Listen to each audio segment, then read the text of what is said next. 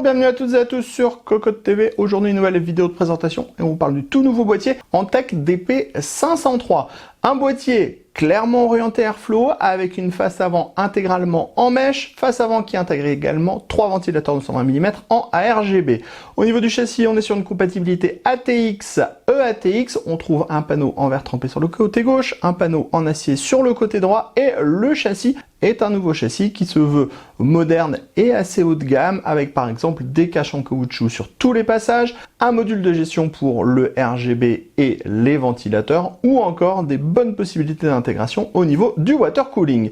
Au niveau du tarif, on sera sur 109,90 €. On vous propose d'en faire le tour complet, c'est tout de suite, c'est maintenant, c'est sur Cocotte TV. Comme toujours, on commence avec les tech specs. On est sur un boîtier compatible ATX, EATX qui mesure 220 mm de largeur, 483 mm de profondeur, 492 mm de hauteur, le poids est de 7,9 kg.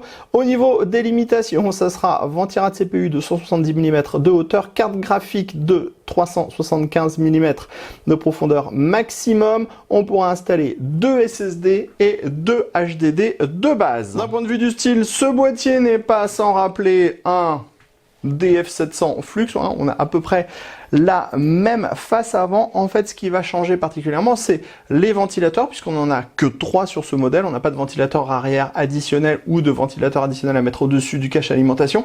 Mais aussi, on a un châssis qui se veut plus haut de gamme. Donc ça, vous allez voir, quand on va pénétrer à l'intérieur de ce DP503, on a des petits caches en caoutchouc, des scratchs. C'est un peu plus travaillé, c'est un peu plus joli, c'est un peu plus haut de gamme, tout simplement. Au niveau de la face avant, c'est du plastique plus du mesh, donc clairement on est sur du full airflow. On a une face avant qui est très travaillée avec un mesh qui propose des larges trous, donc ça va bien respirer. Derrière on trouve 3 ventilateurs de 120 mm en ARGB. Bien sûr on peut démonter la face avant puisqu'on pourra installer 3 ventilateurs de 140 mm si on le veut. Les ventilateurs sont installés juste derrière la façade, donc on pourra mettre du push-pull si on a envie avec 6 ventilateurs à l'avant. Sur le côté gauche on trouve un panneau en verre trempé avec des pourtours qui sont peints, montage avec des vis à main qui restent en place et on a 2 pieds en plastique qui s'accordent assez bien avec le reste dans la partie basse. Si on continue sur le côté droit, on trouve un panneau en acier qui est lui aussi maintenu avec 2 vis à main qui resteront en place. Continuons sur le dessus avec ici une grande grille protégée par un mesh plastique aimanté. La grande grille elle est compatible 2 fois 140 mm ou 3 fois 120 mm.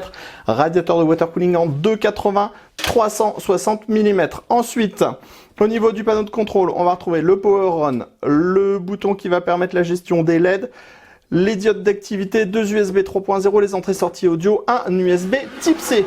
Hop, on file directement à l'arrière avec une grille en 120 mm avec réglage de la hauteur sur 3 cm. Ici, on aura la sortie pour les ports de la carte mère. Ensuite, on va trouver 7 slots d'extension avec des caches ajourées non soudées sur un cadre frameless, ce qui veut dire qu'on pourra installer par exemple un support pour pouvoir mettre la carte graphique à 90 degrés facilement. Enfin, dans la partie basse, on a le dispositif pour pouvoir installer l'alimentation.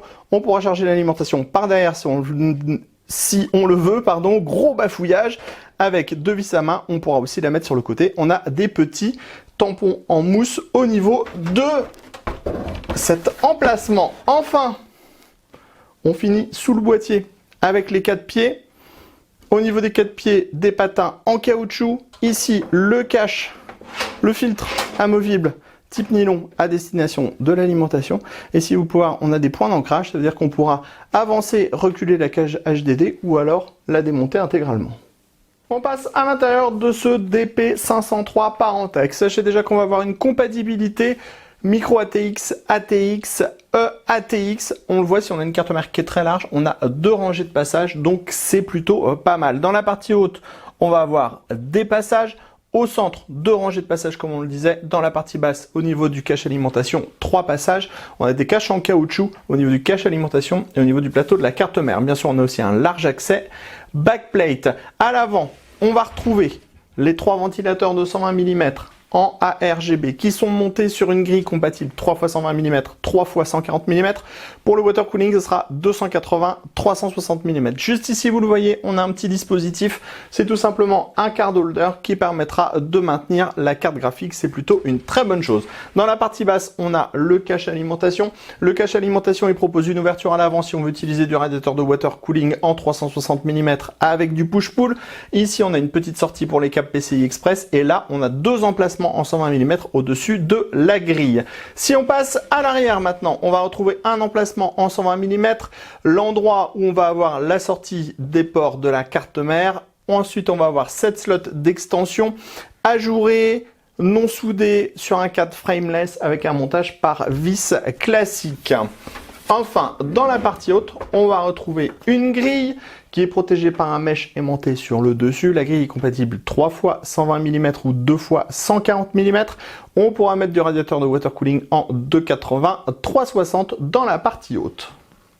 On enchaîne à l'arrière, on retrouve les deux passages dans la partie haute, les 5 passages sur le côté gauche et la partie basse. Dans la partie basse, on va voir la cage HDD, elle est amovible, elle permettra d'installer un SSD ou un HDD sur le dessus et on pourra installer un SSD ou un HDD avec le panier. Juste à côté, on a l'emplacement de l'alimentation avec des petits patins en mousse pour limiter les vibrations. La grille est filtrée par en dessous. Ici, on retrouve deux emplacements de 2,5 pouces avec des vis spécifiques. On les monte sur le SSD et ensuite on vient pousser à l'intérieur des rondelles en caoutchouc et ça viendra faire le maintien. Ici, on a l'accès backplate. Vous remarquerez qu'on a plein de dispositifs pour pouvoir mettre des colliers.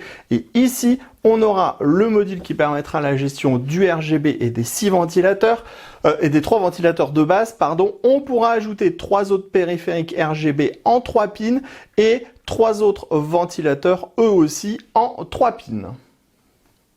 Au niveau du montage, comme vous pouvez le voir, on sera très à l'aise à l'intérieur de ce DP503. Il faut dire qu'on a un châssis qui est ultra à jour, ultra moderne, avec des bons passages dans la partie haute et de la hauteur, si on veut mettre du water cooling dans la partie haute. On a également des passages sur le côté, sur 2 endroits, au centre le long de la carte mère et ensuite encore un petit peu plus sur la droite. On a même ici un card holder qui va permettre de maintenir la carte graphique. Vous pouvez voir, la carte graphique ne bouge pas du tout. Et dans la partie basse, on a le cache alimentation avec les 3 passages dans le bas, toujours avec des petits caches en caoutchouc. On retrouve un autre passage ici si on veut passer les câbles PCI Express par cet endroit. Et on a un cache alimentation qui est ouvert à l'avant.